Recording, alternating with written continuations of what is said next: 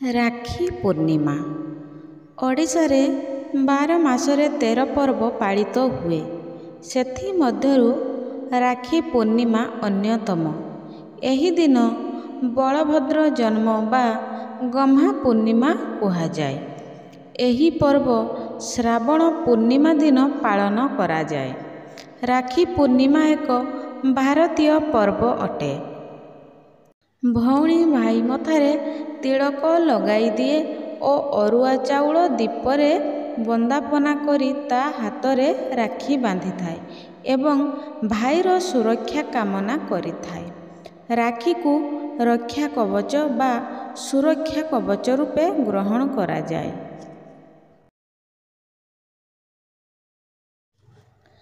ମହାଭାରତରେ ଏକ କିମ୍ବଦନ୍ତୀ ଅଛି ଯେ ଶ୍ରୀକୃଷ୍ଣଙ୍କର ଆଙ୍ଗୁଠିରେ ଏକ କ୍ଷତ ହୋଇ ରକ୍ତ ବାହାରୁଥିଲା।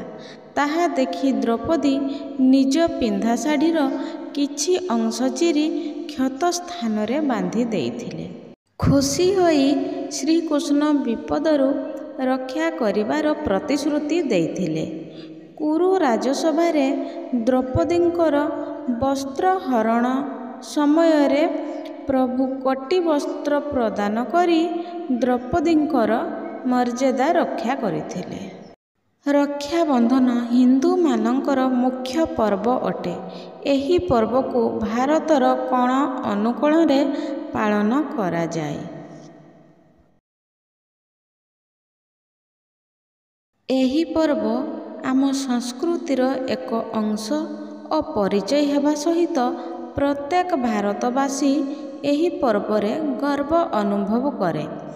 ଏହି ଦିନରେ ଭଉଣୀମାନେ ଦେଶର ରକ୍ଷାରେ ନିଯୁକ୍ତ ସେନାବାହିନୀ ଓ ପୋଲିସ ଯବାନମାନଙ୍କୁ ମଧ୍ୟ ରାକ୍ଷୀ ବାନ୍ଧିଥାନ୍ତି।